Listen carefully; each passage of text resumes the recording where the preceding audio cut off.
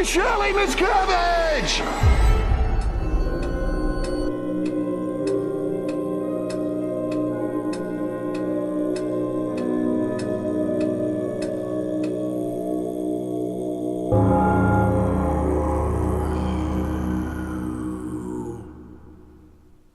And hello out there in podcast land. It's 13 O'Clock Podcast, episode 43. That's right. We had a good guest today. Yeah, we don't usually have guests, but when we do have a guest, we tend to have an awesome one. Yeah, it's AGP. He came back again. Yeah, way back on, if you guys remember, way back on episode 4, we had the Angry Gay Pope on talking about, it was called Interbulating Scientology. That's right. Yeah, and we had such a good time with him, and he's such a cool guy and such a funny guest, and we've been wanting to get him back, so we finally got him to come back and do an interview, and we were very, very excited about it. Yeah, we promised to have him back as a semi-regular, so we'll probably have him, maybe twice a year. Yeah, we're shooting for December again, having him on. Yeah, he's good to touch bases with, see what Scientology's up to. He's been on a few missions and new missions, and he's got some new videos out on his channel. Yeah, on YouTube. So we did a show about what he's been up to lately. It's pretty cool. Yeah, so definitely go check out his website, which is angrygaypope.com, and check out his YouTube channel, which you can find just by searching Angry Gay Pope, or I think his channel is called The End of Scientology, though. Yeah, and if you don't know who AGP or Angry Gay Pope is, go back and watch the first show first, and then come back with this one. Yeah, the guy's an absolute riot. Yeah, because this one he kind of if you don't really know that much about Scientology, some of the stuff he said might not make sense. It might be over your head. You want to go back to the first show, and he can give you kind of the basic training that you need to understand what it is he's talking about. But honestly, if you've been watching Leah Remini's show, then you'll know. Then you'll know what he's talking about. And and I'm gonna do some pictures and stuff like that he has from his website and whatnot. Yeah. Well, what else is going on? Book's been selling real well, hand over fist. Oh, thanks, guys. And thank you very much to everyone who's bought my new book and my old ones too, because those seem to be selling too. They're cross-selling each other. That's awesome. And podcast numbers have gone up. We have to have at least maybe 2,000 regular listeners on the podcast, which is awesome. Yeah, and if you guys are podcast members only, please come back and subscribe to our channel on the YouTube channel. Yeah, so we know how many of you are, and also like and subscribe, all that kind of stuff. You know the drill. And go to our Facebook page and like us, go to Twitter and follow us and blah, blah, blah. We also still have samples on all the books, all the audio books. I don't have many left of the Unseen Hand, but I have some of the other ones. And we may be able to ask special permission to get more. Yeah, and I might get permission to get more if I run out. Right. So they might give me some more codes if I ask them very nicely. Yeah, but you have to leave a review. Yeah. If you don't leave a review, we won't give you any more. Then you suck and we hate you. Not really. We love you guys. And also shout out to Project Entertainment Network and Armand Rosamilia. We actually saw him this past weekend. We recorded some episodes of the Scribbler's Rest podcast where it's like a gaming podcast. We were playing Pathfinder. Right.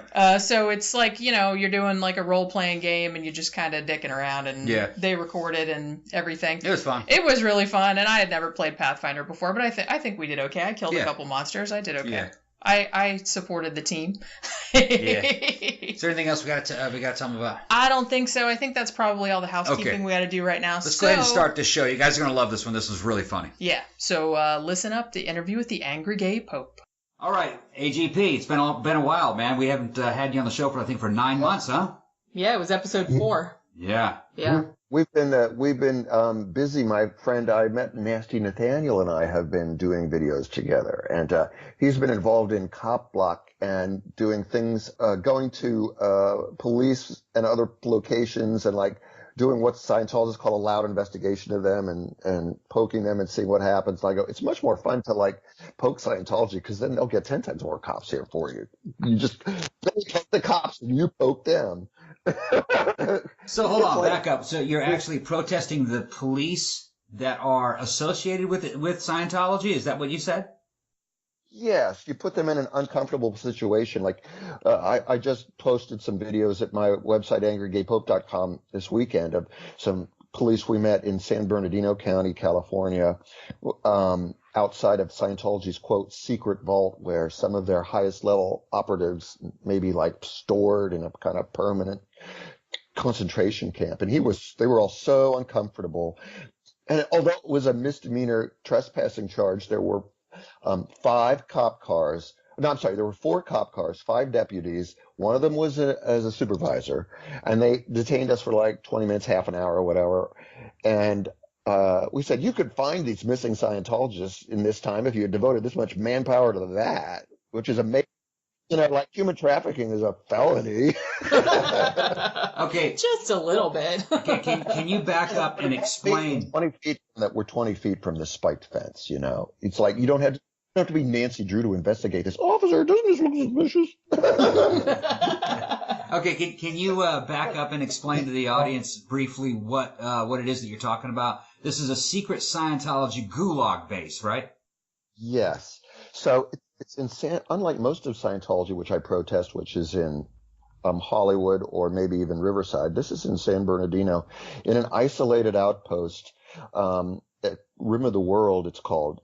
The town is called Twin Peaks, and it's just out of like a spooky David Lynch story. But I'd feel much more safe in the David Lynch version. At least during the commercials, you could get the hell out of town.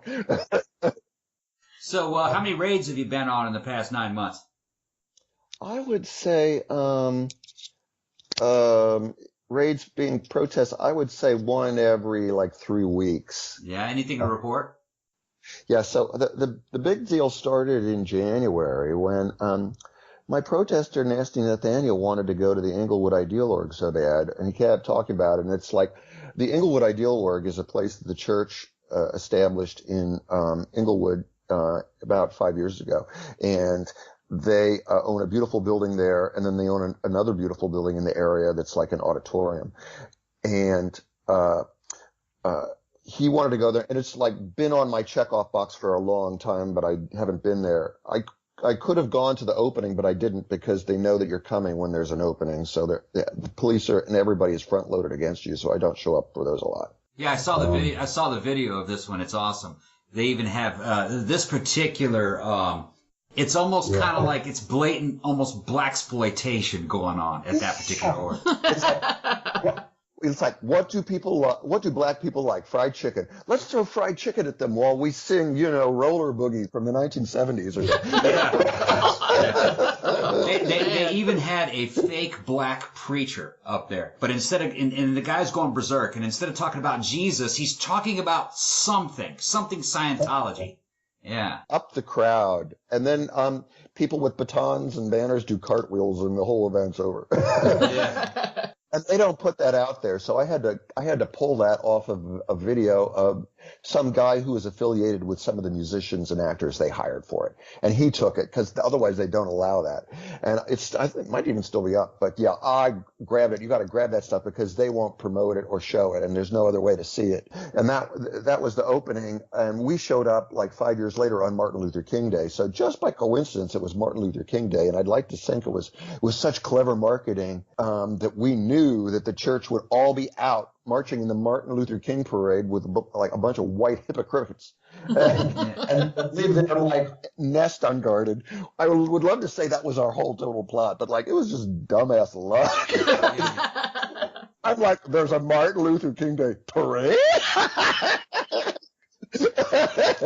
And they're all gone. So there's like nobody there in one of the locations. We end up wandering around. There's only 2 people in the building, and like I could have infected their computers with viruses or like riffled through their logs of who's coming in. What's so funny is that the orgs are in such bad shape. If somebody shows up, and you can plainly see this in AGP's videos, if someone goes to the org, they immediately call security. Why are you coming in here? Yeah. Something's wrong. Something's wrong. No Why one's is somebody usually in here? No one's usually in here. Why are you here? It must be bad. Oh, you got to see it. It's hilarious. The only people that end up showing up anymore are like journalists, smartasses, anonymous snoops, and people who have to use the restroom. When I was in Pasadena 7 or 8 years ago, the Pasadena Ideal Org, there was no one in there but us 2 protesters, and this lady wanders in with this big cup of 7-Up, and she wants to just use the bathroom. And that was the 3 of us. And there's no toilet paper? I should have gone in to look. I found out in Inglewood there was There was at the one building, I managed to get into the bathroom and look, and there was, but they may have been paying. We'll get into the second building in a second, but the first building, the Ideal Org, we walked into, and right away, like security's curious. They like, I shouldn't have said that I was here to take pictures of architecture. It's like taking pictures of the architecture of a McDonald's. It's the most white bread architecture ever. But the other building is an architectural Art Deco wonder, and it was open as a jewelry store. But the main building, the Ideal Org, is like in this one area of Inglewood, and they had a security car outside. I don't know why a religion needs a security car. Maybe it was like to make all the white people who are forced to come there for services feel secure, even though there's nobody in Inglewood that can afford it because it's like a middle class to lower class black neighborhood. It has nothing to do with Scientology, and the building was empty forever, but they bought it in conjunction with trying to get in with the Nation of Islam, which is another crazy cult, but they're like a black supremacist cult, and the Scientologists have gotten involved with them in Inglewood because they're a white supremacist cult, and they're making this sort of Oreo cookie of supremacy and hatred. Oh my God. An Oreo cookie of supremacy. That's hilarious. Can that be the title of the episode? That will be the title of the episode. AGP and the Oreo cookie of supremacy. The Nation of Islam is behind everything there, even though you don't know it. And it's all Scientology when you see it up front. And you go in and they've replaced all their workers with these video droids that like show videos that you can see on the internet in your bathrobe. But you have to go there and you push a button, and half of them are either turned off or the volume is turned off. So it's like, this is how you're like propagating your like precious religion. It's like you've replaced everyone with robots, and then you turn the robot's volume off. And then they turn the followers into robots too. Yeah, good point. And so I said to the security guard, "Why is that?" And he goes, kids come in and push the buttons, and it's annoying. So like, but some of them just need plugged in. It's like, oh, give me a break. And they're like watching me like crazy, like this is Fort Knox, and I'm going to take pictures of something god awful. And my friend Nasty Nathaniel tries to buy a book called Scientology Ethics, and he just wants it as a keepsake to say that he bought it there. And it was like $30, and you can get it online for like $9 or something. It was $30 there, and then he gets to the cash register, and the cash register lady says, "Oh, there's a like $20 org tax, and it's like $52.50." We're like, what? How is that legal? They're taxing themselves, even though the IRS said they can't be. I wonder if that's true, or did that particular Scientologist try to take a cut? Yeah, maybe she's just really bored, and she's like, I'm standing here in this stupid store all day. I deserve $20. Yeah, I'm gonna get a tip. Goddammit. Yeah. That's probably what she's thinking. Yeah. They promised me this so much, and I've worked here for a year, and I made next to nothing. I'm gonna like gouge this guy with a lie. That's perfectly regular Scientology thing. Let's exploit this moment. I don't give a shit about later. Even though he tried to experience Scientology, he could not do it. And so then I sit down and I get into their Scientology Christmas catalog, which is still there from December because it's only like January 15th or whatever, or something like that, whatever Martin Luther King Day parade is. And so I'm looking at it, it's just like white trash Christmas where they have Scientology jewelry with their symbols on it and stuff. It's like as tacky as if like the Pope put out a catalog with, crucifixes covered with dripping diamonds and shit. Like, we all know how like Jesus loved diamonds and bling. And he goes, "I can't afford this book." And I say, "Just take all these brochures. I'll scan them in later." And then their brochures are just for black people there. So there's all these extra black people in them that you would not see at the Celeb Center or in Hollywood. Even their marketing is targeted print-wise down to the level of what you sit down and see. And the where everybody stands has a big logo behind it. It's like in a video game when you wander into a room in a space alien something, and like there's a big symbol that sort of shows what the room is about, like in an opera or a video game. And it's got an icon. The doors to the bathrooms have the proper font. And so we went out of there before they could kick us out. And mind you, we had turned our cell phones off the entire day just to make sure that they didn't find us. And even we visited my lawyer, and I definitely left my cell phone off there. I don't want them all knowing that like we're in the same area, because even though they don't follow us that closely, maybe they are. I don't know, but we're on the offensive. So like we're going to drop into the defensive in terms of communication that day. Does that make sense? Yeah. So we get to this second location, and it was a jewelry store that was built like in the 1920s or 30s. It's this gorgeous Art Deco thing with a giant spire, almost like a church would have. And it's like the tallest thing around. We took pictures of the spire far away. I get to the back, and the whole back of the building is this huge series of cages, like 50 feet across, that you can see online, of cell phone tower equipment and the backup batteries if the power fails and stuff like that. This huge thing from AT&T. So AT&T is making a ton of money off them. You can see the cell phone antennas up there on this giant religious-y tower that was originally a jewelry store. I don't know why they built it there. Maybe Inglewood was a different neighborhood, but it's like the perfect white elephant for them that like they buy these buildings, both of them in Inglewood, that were like unoccupied for a long time. And then they totally tear them apart and rehab them and upgrade them, which is great, even though they totally cheat the law doing it. But, it's just sad to see these like great buildings that are kind of useless being taken over by scumbags like this. But they are making a bunch of money off of AT&T renting that place as a giant cell phone tower. And that's its only real function. And do you think that people that were bilked out of their money to buy this Inglewood Community Center auditorium will ever see any of that AT&T money? Hell Of course not. Yeah. So the scam is like, we got to get into Inglewood. The Nation of Islam wants to partner with us. Like, why don't you want more black people in Scientology? Are you a racist? They get all this money together to finally buy it, and then it takes them forever to upgrade it. And then it takes them even longer to do something else. And then once the Scientologists have been sucked out of money, the great leader takes the deed. And just like in Monopoly, it's like as if the Monopoly board was covered with ants that gave you a hotel, and you just thought, God, take it from them, and it's gone. So they're not going to see any of that money. Only the church will. And we go inside, and like first of all, the door was locked, but I managed to make the woman behind it open it with my force powers. I've used Star Wars force powers to get into the locked door at the Hollywood Educational Literacy Project, too. The weak-minded. Anyway, I can't do an Alec Guinness. It's a great video. Yeah, so she opens it up, and we go, are you closed? And she goes, no, come on in. There's only me here or whatever. And we're like, ka-ching!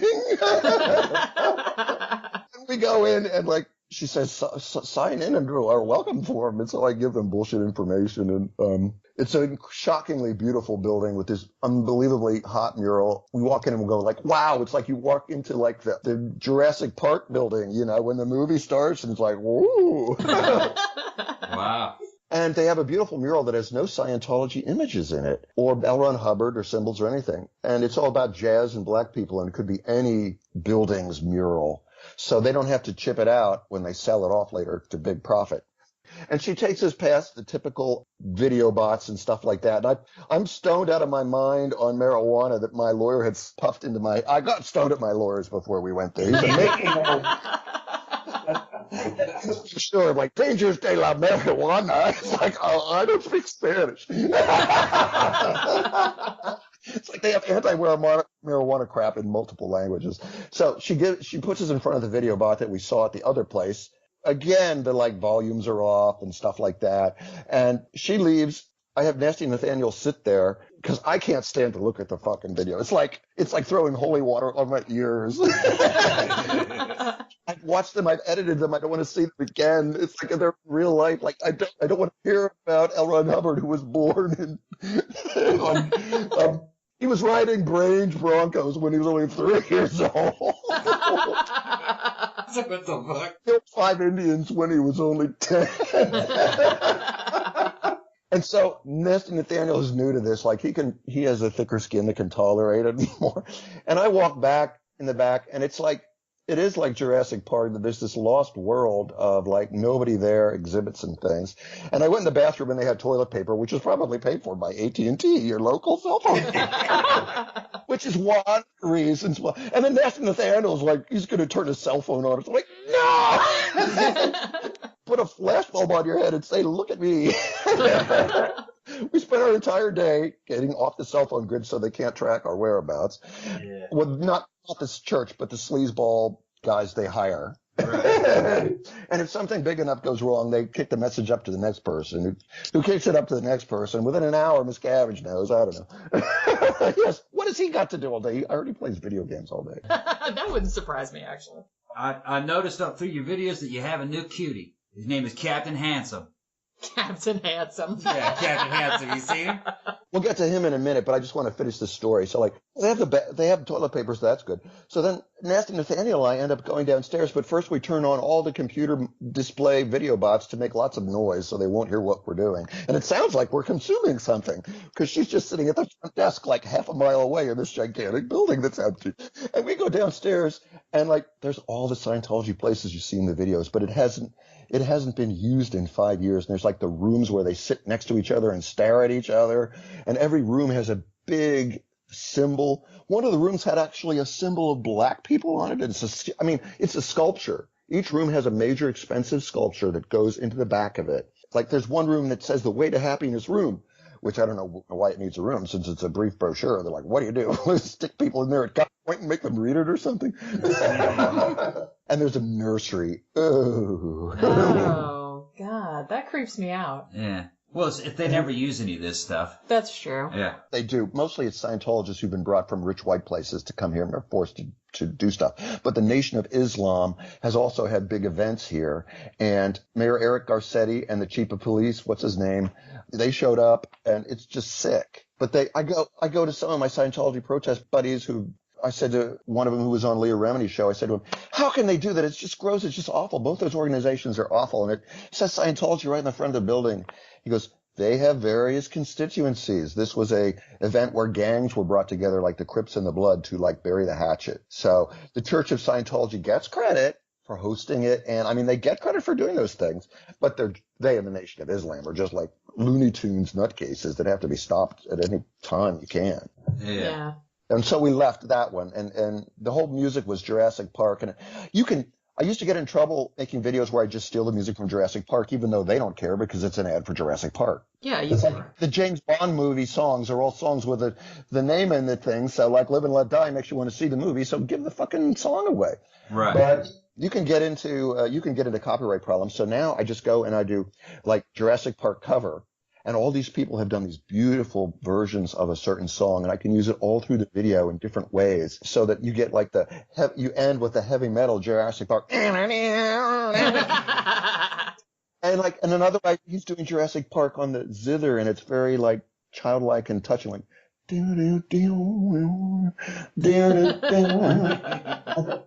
That's the Oh My Gosh Golly theme, and then there's the Giddy Up and Go theme, which is dun dun dun dun dun dun. That's no use to me. There's this lost world, and I said it at the time. I shoot for the edit, so I go, this bookstore full of like L. Ron Hubbard teaches children how to spell is like a lost world. I mean, there's like no dust on it, but like only because somebody comes in and dusts once in a while. Okay, so now you want to talk about Captain Hansen? Yeah, tell us about. Look. Let me explain something to the audience. Your work has made celebrities out of many of the Scientology guards. There's Frank Paulo. There's a bunch of them. All right. Nathaniel says it's like a TV show and we're all characters. Exactly. Yeah. It's exactly what it's like. And evidently you have a new one now. All right. Captain Hansen. Tell us about Captain Hansen. Captain Hansen is like really handsome. His face is squashed though. Like when I put his picture in Photoshop and double it, it's incredibly perfect. But in real life, his face is kind of like if you took a hamburger and sat on it, but it's still super hot. He's like good looking. These children of the Church of Scientology's few remaining members, if they're good looking, the pressure on the parents to give them up is intense. And he's now a security guard. He's on the bike sometimes over at Big Blue with some other guards like Odo Huber and Roy. But I saw him at the Hollywood Information Center on Hollywood Boulevard, not far from the Chinese Theater and Hollywood and Highland. And he's so good looking. It's like the Scientologists have this magical future realtors or pharmaceutical representatives of America club. You all kind of look like that. Yeah. I mean, where do you get these gorgeous children? Do you kill your ugly babies like the Mormons do? I mean, that also would not surprise me if they did that. Yeah, or they might be making them. Maybe they're cyborgs. Yeah, and then there's another one that he's always riffing on, a guy named Angel. And he just posted a new video where he was on raid, and Angel's there, and standing next to Angel is, I swear to God, this guy looks like a human weasel. I've never seen a man that skinny. Who was that? AGP? Oh, was that the guy who was like, he was gray and grizzled and he was like, had a push broom thing? No, he was standing next to Angel. He was blocking ingress. There was a guy standing next to Angel in the Scientology door. I think he was either related to Angel or maybe just another Scientology's kid. But this is the skinniest looking guy I've ever seen. He looked like a human weasel. I'm going to show pictures of him on the show. I don't know who it was. He was sitting there looking at you like you were from another planet. I assume this is another Sea Org worker that has been malnourished. Must be. Yeah. He was probably about 18, 19, standing next to Angel, and he looked like a human weasel. I've never seen anybody stand that way. It wasn't Odo. No, it wasn't Odo. That's common enough that I might have missed it because I was distracted by Scientologists saying we were going to arrest you at the time or whatever. Now, you did show Odo, and Odo has a new style. He shaved his beard, I think, didn't he? Actually, it's starting to look decent looking, but I still can't stand. I mean, it's makes me want to vomit. Anyone who gets me arrested for 4 days on false charges, I'm sorry, you're ugly the rest of my life. and then it also looked like Frank Paolo made a surprise visit in one of your videos. Yes, I have a lot of that material, but I just haven't had time to edit it because, I have my other jobs and stuff like that I do. But I want to get donations higher. I could spend more time on it. But until then, it's going to take a long time with this backlog of Nasty Nathaniel protesting so much stuff. But I got lots of Frank from Easter. And I put up a little clip of it where one of the Scientologists shoves me around and Frank and I get into a row about it because I was arrested for just spanking a Scientologist's ass once. And I remember that. That was 2015, I think, wasn't it? I had no camera. You can only see it in the Scientologist's own security videos they entered as evidence against me.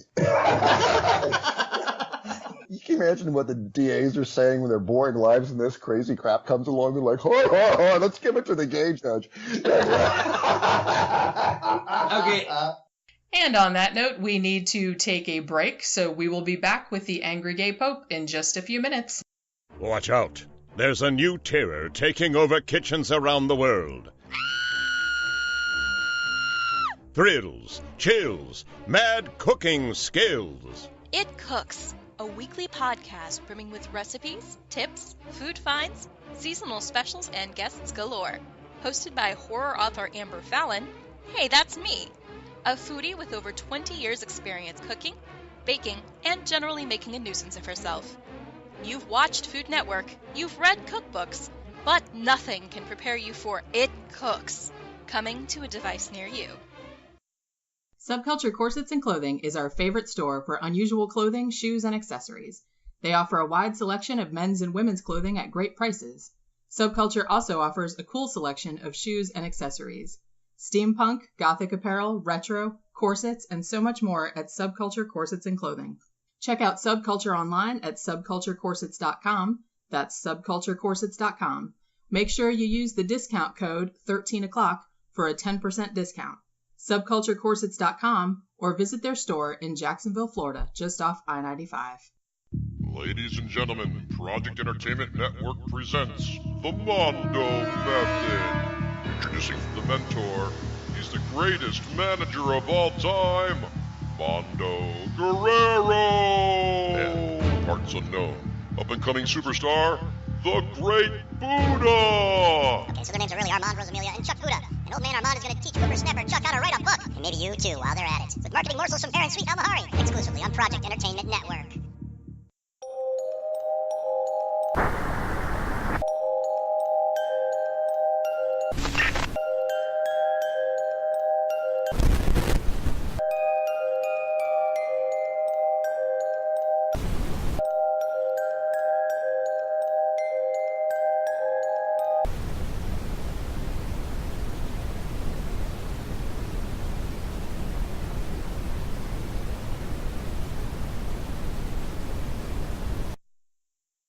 AGP, I have another question. Can you explain to me this video, Santa Homie? What are they doing with Santa Homie? There's a video I put up, I made a copy of because I never wanted to go away, of this black Scientologist who was at the opening of the Inglewood Ideal Org. He's one of their black representatives. He thinks he's going to be some rapper, and so maybe he has money and they're sucking it out of him, I assume. But he's like this no-talent guy who, of course, has come to Hollywood, and they've opened their doors for him. And he's like, he took his beard and he made it into two dangly little braids or whatever, and it looks like there's slobber or cum dripping off his And they put him in this Clearwater Christmas palace because what better winter wonderland is there than Florida, soon to be underwater from steaming global warming? And he sings this song called Santa Homie, which I am so naive. I thought he wrote himself, but apparently it is another song that he changed the word. Yeah, it's a cover of a rip-off of another song. It's pretty bad. It's pretty bad. Sure, when Warner Music executives went to go after him with rights, they go, "Oh, Church of Scientology would never mind. Let's let him have it." Well, yeah, that's probably what is it? Is it like Santa Baby, except Santa Homie? That's the first thing I thought of. Probably, yeah. He's like Mr. Yo-Yo Gangsta in this white winter wonderland for a space alien cult. It's just terribly Space alien. Only in America, for real. Okay. Here's another story. AGP, tell the audience about the story of the gay starving Scientologist kid. So yeah, I wasn't planning on shooting a video, but I was going somewhere, and I guess I had my camera on, and I came back from it on the subway. I was downtown and came back on the subway at the Hollywood and Highline. I come out and there's this starving Scientology kid, skinny and tall, like the kind you saw before, obviously malnourished, which is what they do because if you don't get enough sleep and you don't get enough protein, your brain doesn't react properly.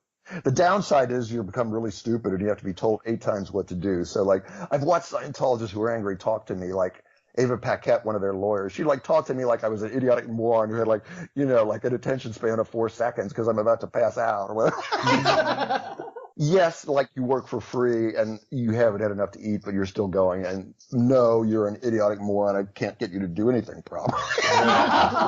So like he's really skinny and I saw him there and like I turn on the camera. So basically my thing is when I go undercover, you'll see that the screen switches to 4:3. It's not widescreen. There's black bars on both sides. That can mean that I am undercover and they don't know that there's this like camera hanging around my neck, recording low resolution video and nice stereo sound, of everything they say. So I walk up to them like I'm C-3PO. But in reality, I'm this bug-eyed little R2-D2 with this eyeball watching them coming out of my belly button.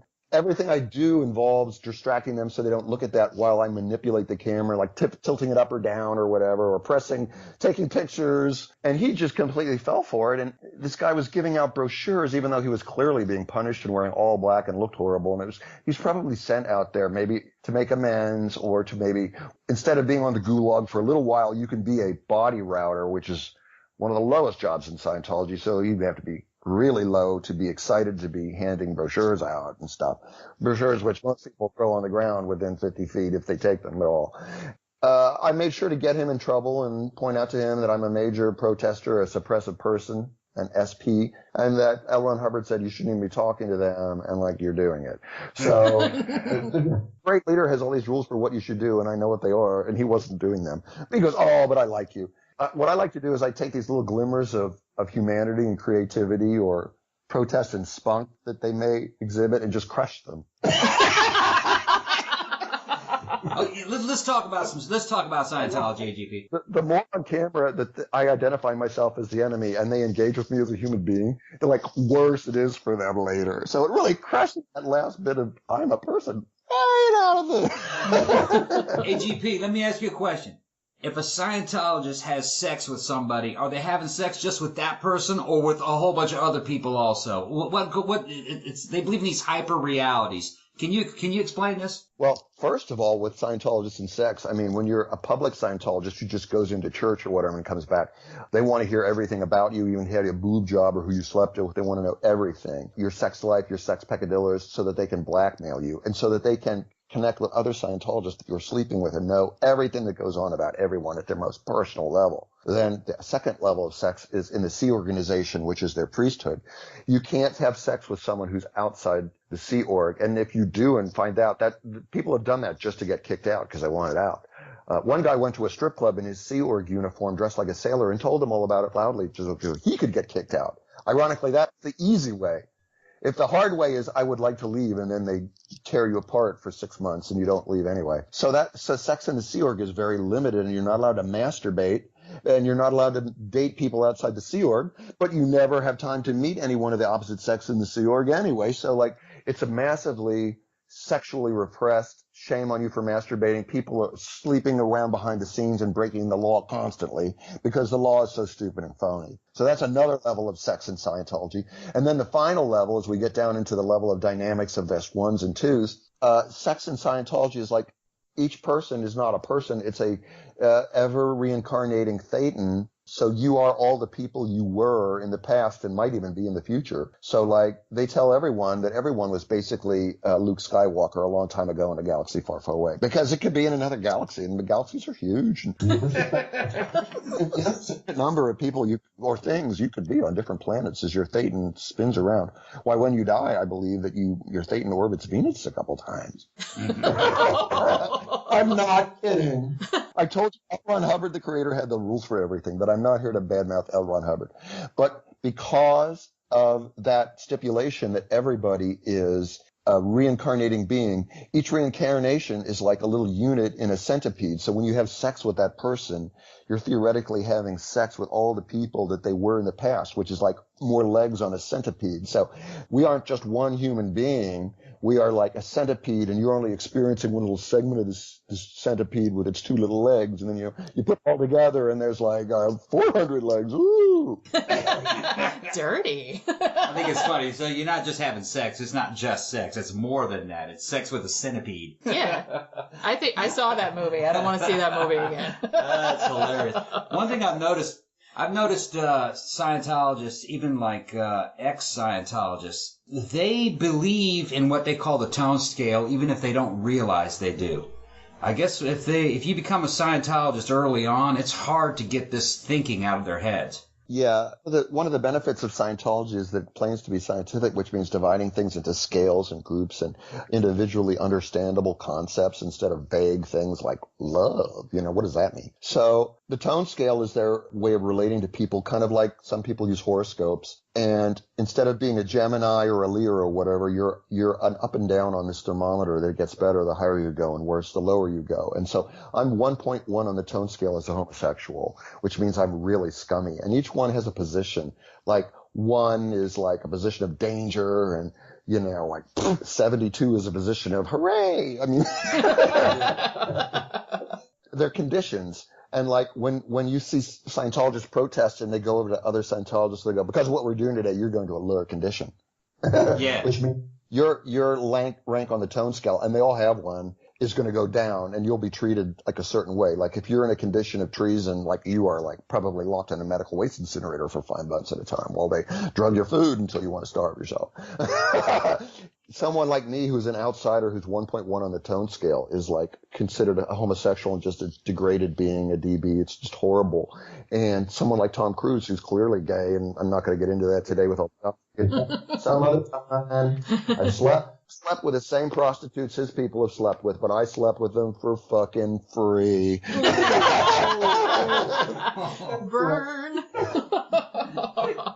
Yeah, it's weird because let's assume Tom Cruise is a homosexual. He's 1.1 on the tone scale, so he should be horrible. But because he's rich and famous, he's a wonderful Scientologist, and we're going to clear you of that. We're going to get you get you higher on the tone scale. And so maybe he overcompensates with his rah-rah of Scientology in a condition of havingness. And boy, does he have it. He's got so many places. Anyway, that he's selling off now. But he's in a condition of havingness, not 1.1. So the tone scale is a theoretical thing that they tell the people, but in reality, they don't pay attention to it. Because if you're gay and you're rich, especially famous, like, oh, you're really high on the tone scale. Okay. Yeah. Yeah, because I've actually picked up from you just the things that you've said, that there are certain, ex-Scientologists that don't really approve of the protests that you do against Scientology. Yeah. And I really think that's because they actually see things in terms of the tone scale. A normal person sees what you do and just laughs at it and enjoys it. Well, after a while, I think they internalize it. Yeah. Plenty of non-Scientologists find me offensive, so... Yeah, that's true, too. I mean, but I kind of like... It's a shock value thing, but I know what... know what you're saying, internalizing it, because I point out their own guilt and their own flaws, and then they put up a blinder and no, he's just a jerk. Well, that's like watching The Exorcist and saying there's too much vomit in that movie. Yeah, they don't get it. The demon is in the house, and I don't vomit. They'd be lucky if they, when I see some of these people and I tear them apart, the people who are watching at home and criticize me, who are exes, are maybe possibly internalizing it. But that's just too bad, because the people that are on the street in Hollywood doing bad things, even that skinny kid is handing out brochures for a personality test designed to hurt people so that they will like crawl to Scientology begging for help. So like, you better believe the demon's in the house, and there's going to be plenty of vomit in this video. You'll be lucky if it's pea soup, because usually it's just going to be vodka and orange juice. I think a lot of it has to do not only with just like Scientology's tone scale, but I think it has to do with generational differences too. Because if you notice that, Gen X and younger, they understand the concept of trolling. Yeah. But the older generations, and especially Scientology, because it's based on 1950s versions of morality, they don't understand that trolling is an effective tool. They don't get it. They don't seem to. It's like, oh, that's immoral. Doesn't matter if it's for a good purpose or not. And one thing I noticed, because like I lived in Clearwater for a while, and I worked for a company that was full of them, that was owned by Scientologists and a bunch of people, and they really don't have much of a sense of humor about anything. No sense of humor, no concept of how useful trolling an enemy is. Like they didn't, like if I said like real passive aggressive like bitchy shit to them, it's like they just like went blank faced. They didn't get it. They either take it literally or don't react, kind of a thing. Yeah. Right. Those people you saw with the note in that workplace, and you've seen Scientology closer than I have, believe it or not, because of your position. Those people that have no sense of humor, they have no sense of irony. They can't put things in quotes, you know what I mean? They don't understand trolling. That's one side of it, but the flip side of it is OSA. Those are the sheep, the wolves of Scientology. OSA, they really understand trolling. So they're using it. You just watch those incredibly childish hate videos they make. I mean, they are the kings of trolling, and they would hire people or take over anonymous websites like whyweprotest.net and just infiltrate and troll and take over. And like one sleazy PI would have 10 sock puppet names and all log on at once to badmouth me. And they would all agree that I stink. As if it mattered, though. They do, like, I've seen some of the websites that they've made, like, against people that spoke out against them and stuff like that, and they're really lame. I thought they were lame. They're not effective. Nobody buys into that. Nobody cares. And I would think, especially nowadays, like, the stuff that they're like, oh, we have all this dirt on you, it's like, nobody gives a shit about that stuff. No, nobody cares. No. This is not 1955. Right. Nobody gives a shit. Would you care if Tom Cruise or John Travolta was gay? I mean, it's like Carrie Fisher said before she died, like, John Travolta, we're all talking about you. You know we're talking about you. Just, like, get over it. But they can't. But, like, you see, just like I said that the security was on us the minute we walked into the Ideal Oregon Inglewood because nobody goes in there. It's like, would you have seen that video of the hate things if you weren't interested in it to begin with? No, it backfires. Of course not. The only audience that hate video is made for is the great leader David Miscavige, and that's why it's so childish and stupid and living in a bubble world kind of a view. And you thought it was incredibly unhip and tacky, I'm sure. So it's only made for him. And if you watch the videos that Saddam Hussein made about his enemies or what North Korea makes about people, they have the same incompetent bullshittery to them, except the Scientologists have better production values than Saddam did. And now he's got to worry about Leah Remini's drones flying over his house. Leah Remini doesn't have drones. Her show just takes advantage of the free drone footage I gave them that a friend of mine uploaded. We got to put some of that in. We got to put some of that in the video. So it's up in some of my Twin Peaks stuff we can talk about in a minute. But no, it's not drones from Leah Remini he has to worry about. First of all, I heard a couple days ago before it broke on Tony Ortega's blog, TonyOrtega.org, that A&E is going to, or no, Lifetime is going to do a cheapy Lifetime movie of her book, Leah Remini's book. I can't remember the name of it. But anyway, Troublemaker. Don't worry about it. Leah Remini's book. We know what you're doing. And so she's got a second season of her work that my stuff is going to be on again. And they're doing particular they particularly like the Twin Peaks stuff and things involving Scientologists, various legal people. I have lots of footage of that over the years. So you can expect to see some of that. And the nice thing about the Twin Peaks thing is, like, as the production person told me there, oh, good. I'm not sure we'll use this, but it really lets us use some new concentration camp images, because like the ones we were using of your old ultra barrier horrors were like we've overused those. Now we've got new black ones covered with spider webs and forest filth. She didn't say that, but that's what she meant. Okay, AGP.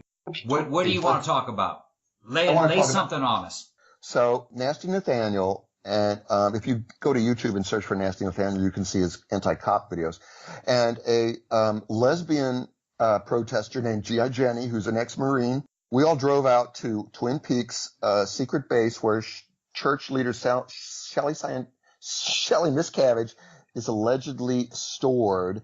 And it's the secret base where they built a vault into the ground, where L. Ron Hubbard's words are stored on metal plates in inert gas in a sort of extraterrestrial Tupperware that prevents them from... They cannot be dented. They cannot rust. They will not be exposed to the outside world. They do not know who the president is. They are there forever. And we went up there to see the one part of it we hadn't seen before. So the police ended up coming after us because they charged the Scientologists and called and charged us with trespassing. And like the police came and they spent like half an hour with us. It's like 4 police cars, 5 cops. And like you could have found Shelly Miscavige by this time if you had like invested this much effort into that instead of seeing whether we're trespassing or not. So they said that we might be trespassing. It's just ridiculous. So I mean, what we did was first we went to a nearby Christian compound and trespassed there. And then we parked our car there without their permission.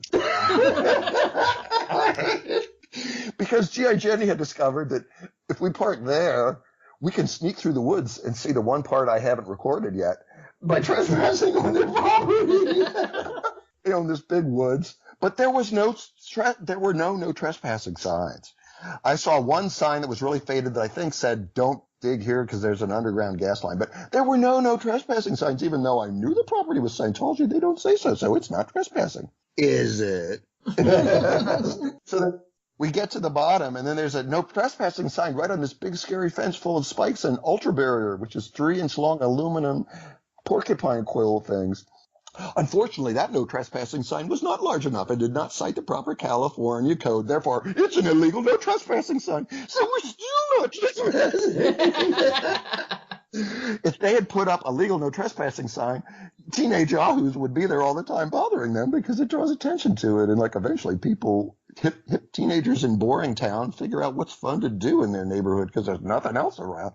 And we looked. And this was through the woods, the back of their compound, which is known for being a security fence. And there was this long suspension bridge that was beautiful, that was built about 100 years ago when this was a rich compound for the ultra wealthy of Los Angeles it was a big enough city now that they wanted someplace to go that was out of the way, that was not the quote big city. And you're up thousands of feet in the air and you could like see beyond the desert past Palm Springs to the ocean. On a really sunny day you could see a little bit of the Pacific Ocean on the horizon. It's so high up. It's called Rim of the World. Rim of the World? No. Butt licking. Now, I am trying to talk about religious matters. Okay, sorry. The next thing you know, we're going to talk about amoebic dysentery and other diseases you can get from that. So it's a beautiful place, and the buildings are gorgeous, and they're over 100 years old. And here was this beautiful suspension bridge that ended in this ultra barrier zoo fencing inside other fencing. So there's like a suspension bridge, and at the end of it, just like in a video game, is a fenced in area, and you can't get out of it. And it makes me wonder if that might be a place they stored Shelley at certain times over the decade or so she's been there. And along the fence, stuck on the ultra barrier, were these pink ribbons. And it was very sad. Like, who keeps putting these pink ribbons up? It's like, is it a tribute to someone? I assume a woman. If it's a tribute to a woman, is it Shelley? I don't know. But we found pink ribbons there. I'm not saying why they're there, but we didn't put them there. And that's obvious from the photographs because they are like sunburned and covered with dust and obviously look like they've been there for some time. So you're telling us you think you know where they're keeping David Miscavige's wife? Well, I don't think that, but other Scientologists who have left say that her mail was forwarded to that location for years. Okay. It's likely that she's there. And if I was going to store her, I would always store her in the middle. And I would never let her go out. But we met a woman there who was on Tony Ortega's blog and has talked to me. I won't talk much more about her because she wants to be anonymous. But she's pretty sure she saw Sally Miscavige over the past year or so in the local stores looking emaciated and with two young 20, 30-something handlers who were very close on her. This woman's a reputable source that has worked in the criminal justice system. And unfortunately, because there's so many meth addicts there, she has a big security thing around her house with dogs because there's so many meth addicts. You have to have that in the country. Otherwise, it's too lawless in San Bernardino. Can you believe it? So she can't be fair gamed. So they can't go through her garbage, but she's been followed, and she showed up and she gave us a little sign to put on there, and we let that sign there. And as we were walking along, taking all these incriminating photos, we just saw some lady inside who was like, she was wearing an outfit, looked like what they used to wear in Auschwitz with the little gray pinstripes, but she was really fat. So it was like fat Auschwitz.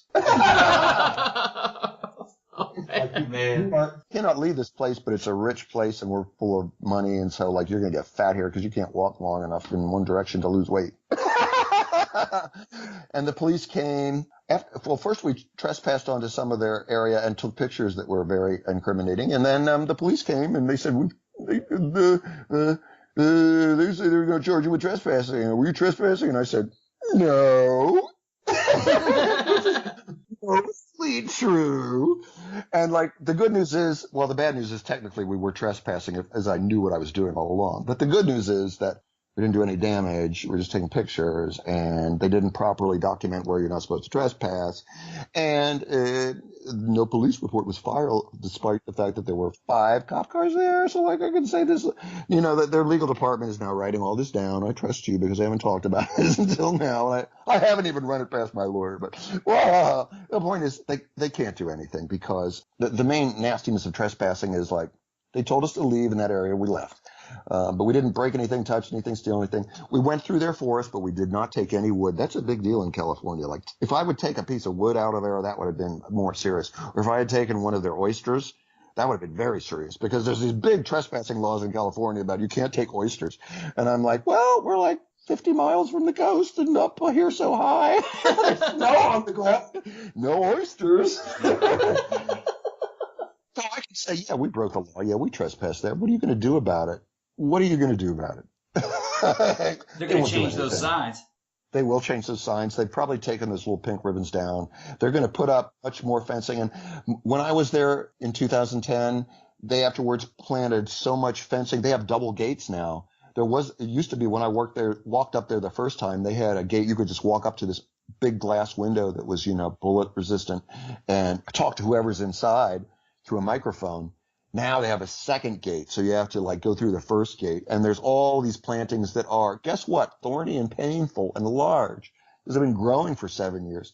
I, the angry gay pope, make an appearance, and they make their holy amends by planting plants in honor of Earth Day and stuff. And I walked along the fence, and there was a place where the bushes had died off, and they needed to put more in. And I saw all these white polyvinyl chloride PVC pipes sticking out where they irrigate it. So I can sit here happy and smiling knowing that they are wasting water and all this money and landscaping expenses and stuff on me just because I showed up in 2010. And now I've shown up again. So they're going to have to write some more checks, I guess. So what you got planned, AGP? You got anything coming up? Well, it'd probably be top secret, huh? Well, this weekend there's going to be a diversity march in West Hollywood. So I'm going to be covering that and talking to some of the sheriff's deputies here because the sheriffs in West Hollywood are really funny.